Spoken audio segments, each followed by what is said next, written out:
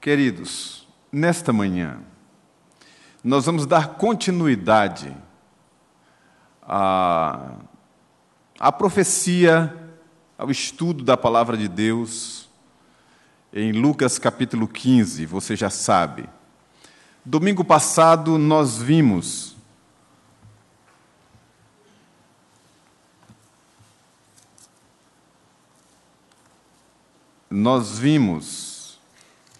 que na casa do pai há 2 filhos.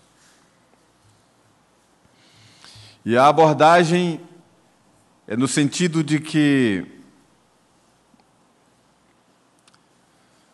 na história da igreja e nas comunidades organizadas, há sempre 2 filhos. 2 pródigos. O pródigo que saiu de casa, o pródigo que ficou em casa. E comentei com os irmãos que, na verdade, o pródigo mesmo da história é o pai, com um coração generoso ao extremo, perdoador, conciliador.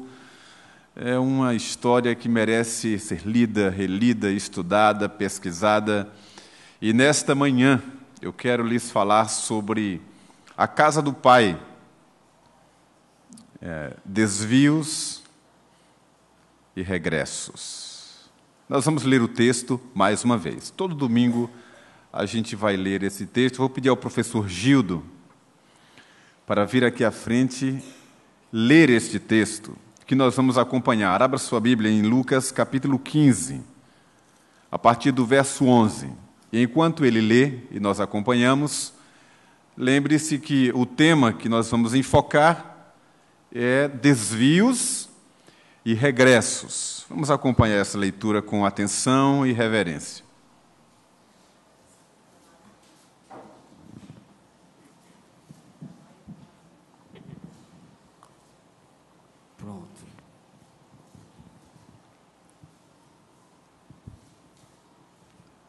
Pai do Senhor. Amém. A parábola do filho pródigo. Continuou. Certo homem tinha 2 filhos. O mais moço deles disse ao pai: Pai, dá-me a parte dos bens que me cabe. E lhes repartiu os haveres. Passados muitos dias, o filho mais moço, ajuntando tudo o que era seu, partiu para uma terra distante e lá dissipou todos os seus bens, vivendo dissolutamente. Depois de ter consumido tudo, sobreveio àquele país uma grande fome e ele começou a passar necessidade. Então ele foi e se agregou a um dos cidadãos daquela terra, e este o mandou para os campos a guardar porcos. Ali desejava ele fartar-se das alfarrobas que os porcos comiam, mas ninguém lhe dava nada. Então, caindo em si, disse: Quantos trabalhadores de meu pai têm pão com fartura, e eu aqui morro de fome? Levantar-me-ei e irei ter com meu pai, e lhe direi: Pai, pequei contra o céu e diante de ti. Já não sou digno de ser chamado teu filho. Trata-me como um dos teus trabalhadores. E levantando-se, foi para o seu pai. Vinha ele ainda longe, quando seu pai o avistou, e compadecido dele, correndo, o abraçou e beijou.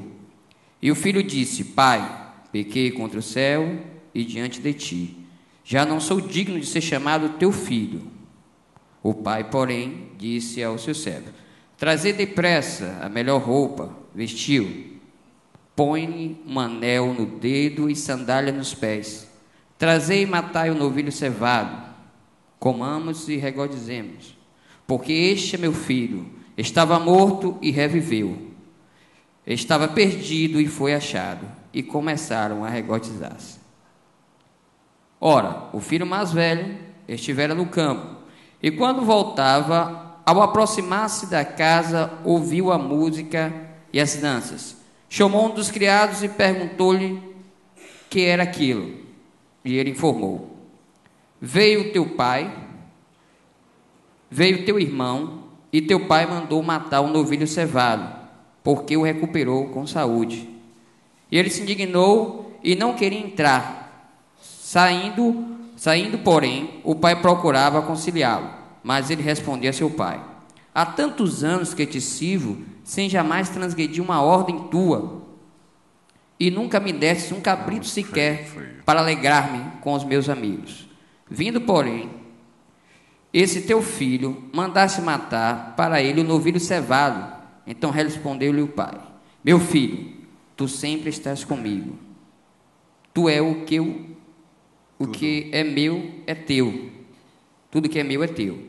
Entretanto, era preciso que nos regozijemos e nos alegrássemos, porque esse teu filho estava morto e reviveu, estava perdido e foi achado. Amém. Obrigado, Gildo. Obrigado, querido.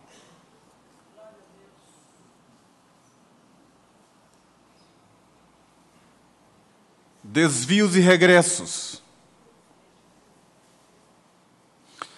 No começo da história, a casa está completa, o pai e os filhos.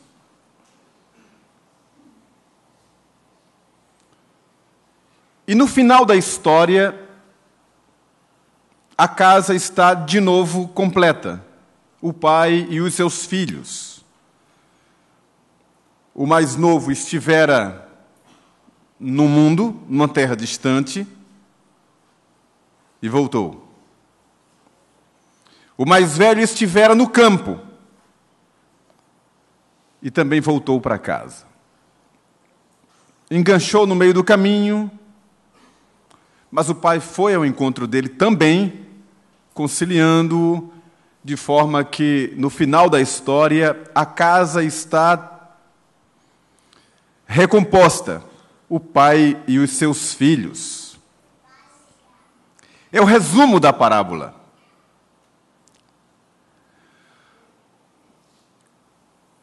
E essa saída do filho pródigo, assim como a saída do filho mais velho para dentro de si mesmo, revela muitos desvios que há na história do povo de Deus. Muitos desvios sem volta. Mas muitos desvios com os seus regressos. Deixe-me lembrar com vocês algumas passagens importantes.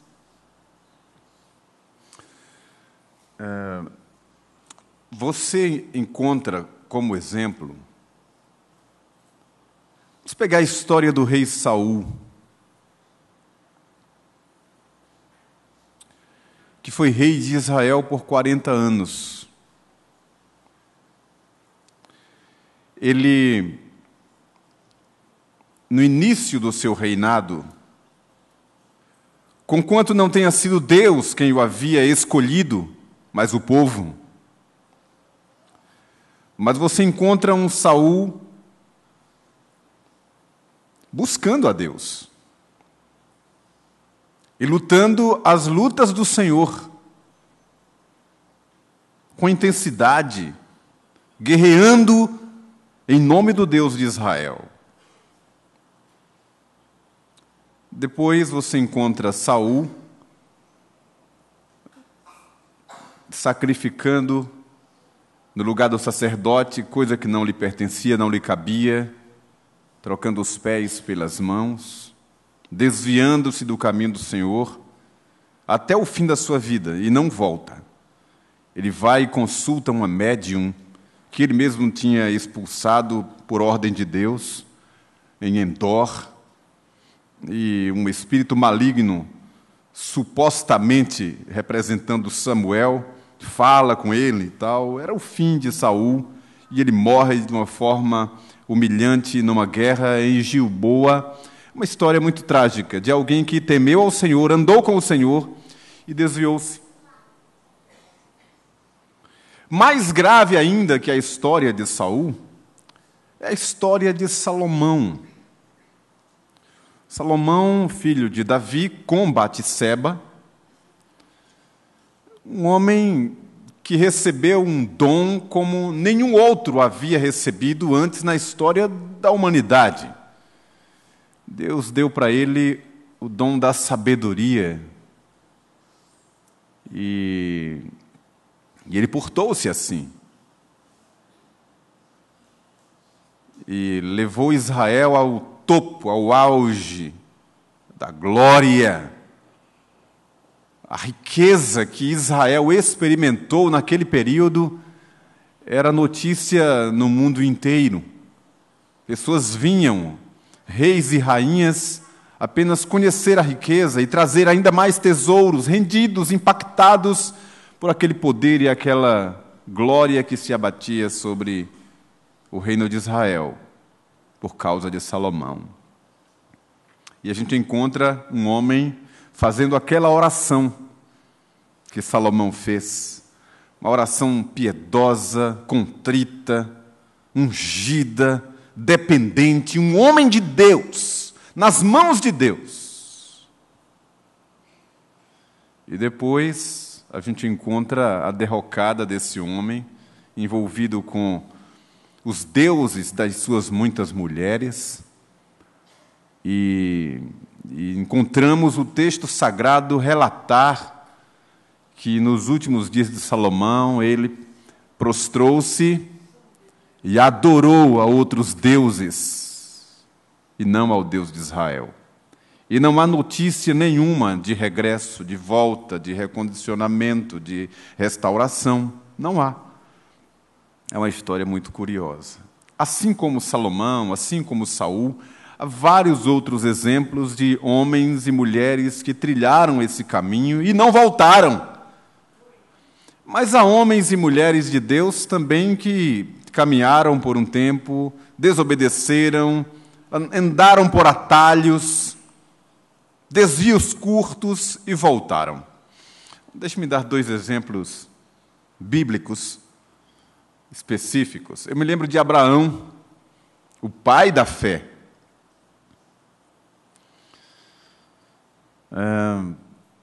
Deus fala com ele e manda que ele vá ao Neguebe, e uma terra que Deus haveria de mostrar. E sai Abraão da sua terra e vai obedecendo ao Senhor.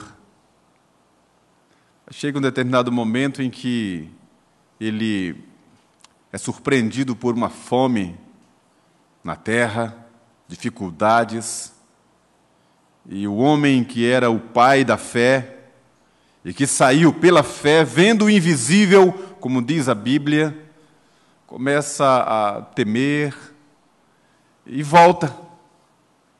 Sai do propósito, volta para o Egito, por medo de passar fome também, e esqueceu que Deus é quem o sustentava, e Deus é quem tinha dado uma palavra para ele.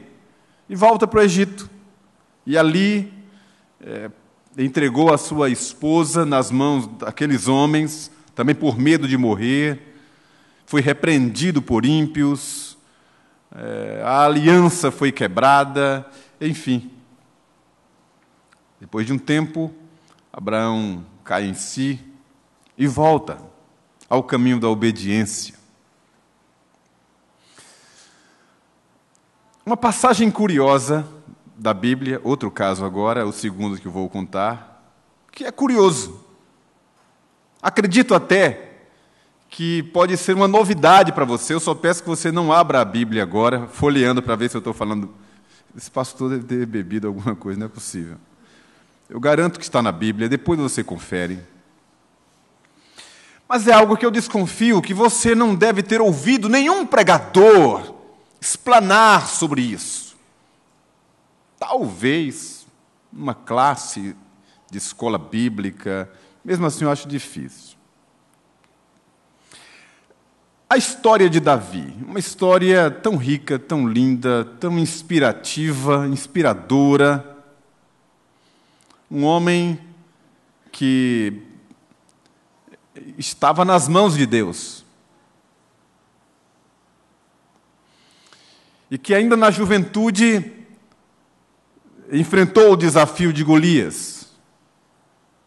E disse ali no que ele cria: você vem a mim com espada, escudo, lança, mas eu vou a ti em nome do Senhor dos Exércitos, a quem você tem afrontado. É lindo. Isso nos aquece a alma. E Davi começa o reinado dele, o ministério dele, o trabalho dele, várias batalhas, várias vitórias, e o texto sagrado diz que onde Davi andava, ali ia a vitória do Senhor. Onde ele colocava a planta do seu pé, Deus lhe dava a vitória e o livrava de todos os seus inimigos, todos.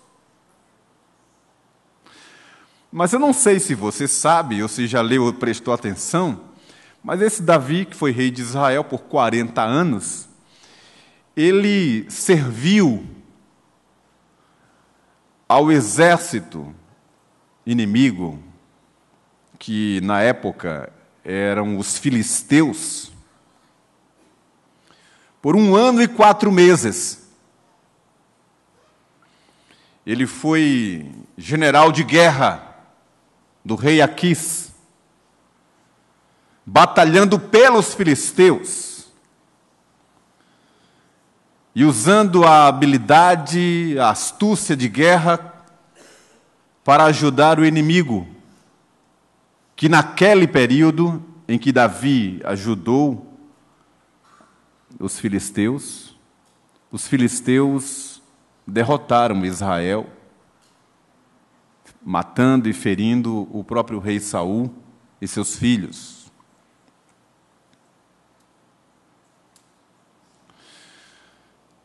Desvios e regressos. Há muitas formas de se desviar. Há muitos caminhos que nos são apresentados, propostas. E esse desvio de Davi foi por medo de Saul, da perseguição de Saul.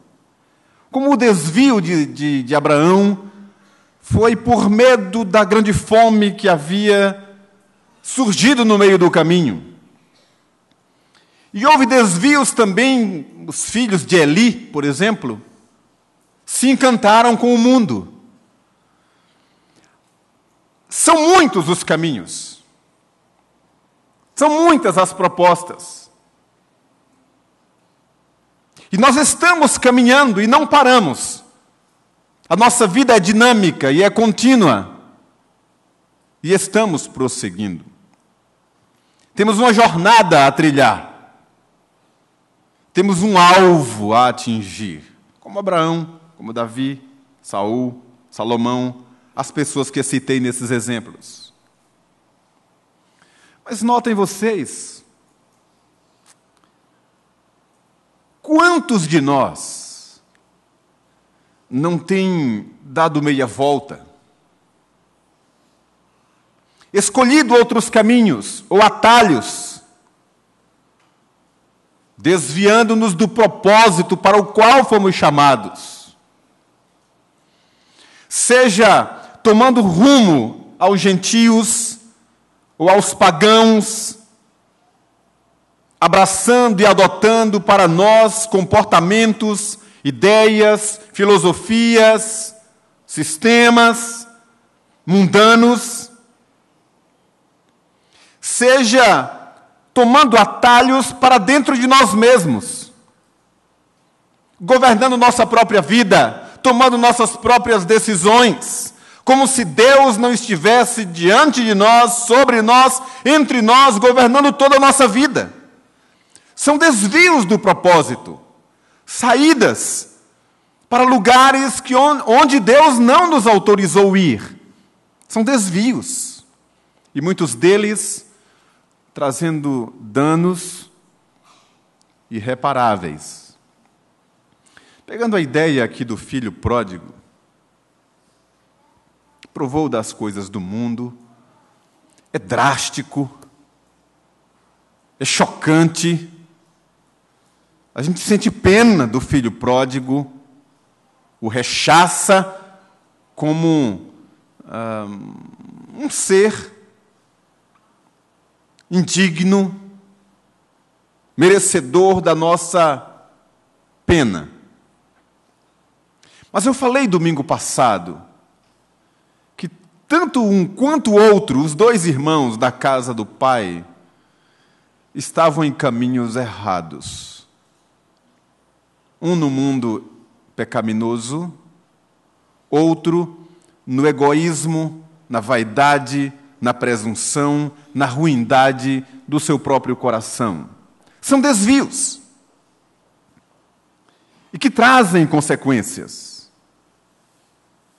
Eu disse também, e já falei outras vezes aqui nessa congregação, que talvez o indivíduo mais difícil de se evangelizar seja aquele que já esteve na casa do Pai e se desviou dela, e que acha que sabe tudo, e que acha que é inquebrantável, e que não precisa aprender mais nada, e que não precisa ouvir mais nada, e que já sabe tudo, e que está bem com Deus, embora não esteja na sua casa. São muitos os discursos. Outros estão caídos, tombados na sarjeta do mundo, nas mãos de Satanás. Deixe-me contar uma experiência para vocês.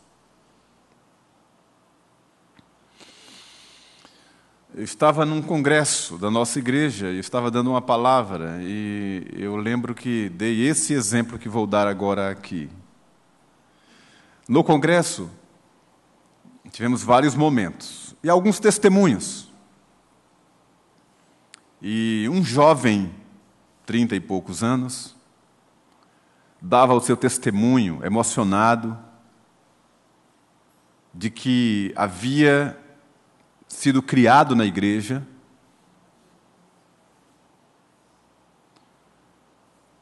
depois se desviara dos caminhos do Senhor, foi para o mundo, e aí foi definhando,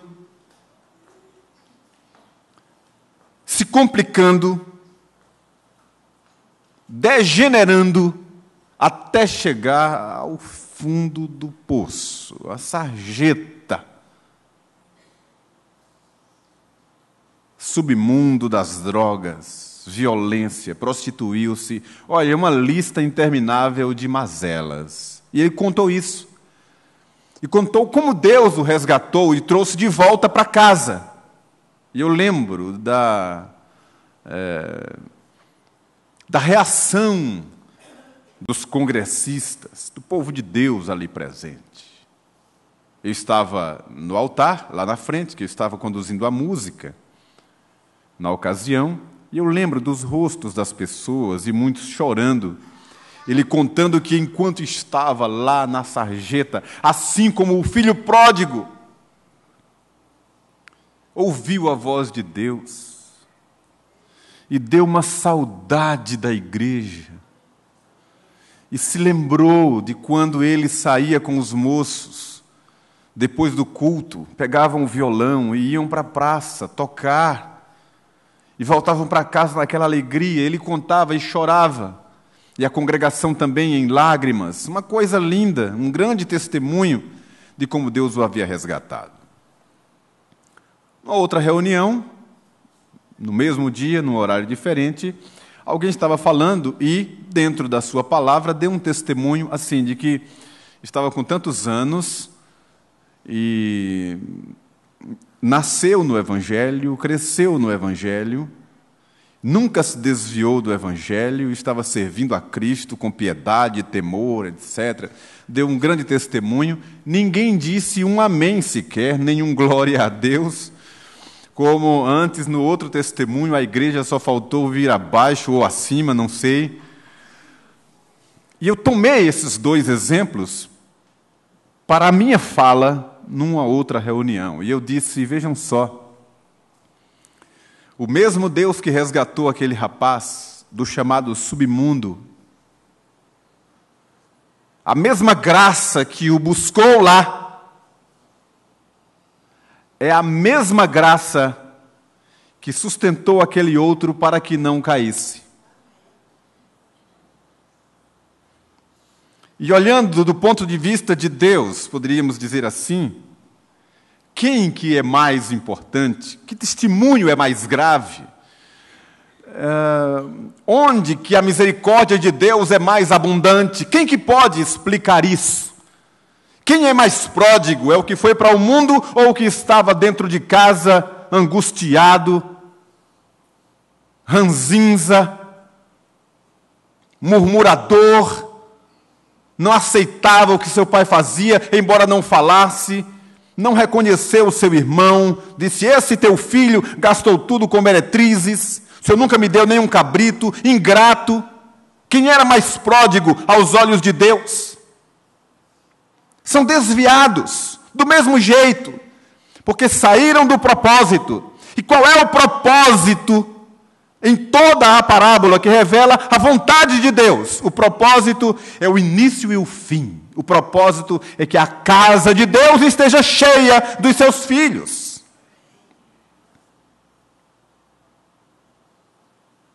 O propósito é o resgate, é a busca, é a volta para casa. Jesus explicou a sua missão. Ele disse que veio para buscar as ovelhas perdidas da casa de Israel. E ele trouxe todas. A parábola que vem antes desta do filho pródigo é a de um pastor que, deixando as 99 guardadas no aprisco, na casa da ovelha, vai aos montes, nos vales, em tudo que é lugar, procurando, buscando, até encontrar. Até encontrar. Coloca no ombro e traz para casa. E Jesus, na sua oração sacerdotal, diz coisas preciosas. Dentre tantas e tantas, ele disse, Pai, dos que me deste, nenhum se perdeu. Apenas o filho da perdição para que se cumprisse a Escritura. Assim, eu quero destacar nesta manhã, primeiro, que há desvios do propósito. Seja o dramático, o drástico, seja aquele sutil, de alguém que continua na igreja. Não foi para o mundo, mas o mundo veio até ele. Não foi provar as coisas lá fora, foram as coisas de fora que vieram para dentro dele. São desvios. E nas próximas palestras, estudos, pregações, eu vou entrar um pouco mais nesses desvios. E revelar para a igreja de Jesus o que é que a casa do Pai oferece. Por que é que Deus nos quer aqui, na sua casa? E eu vou dizer, passo a passo, cada uma dessas coisas. A casa do Pai, ou a casa do Pai, é o lugar para os seus filhos. Que Deus tenha compaixão de nós. Misericórdia dos nossos filhos. Olhem, finalizo com esta ilustração.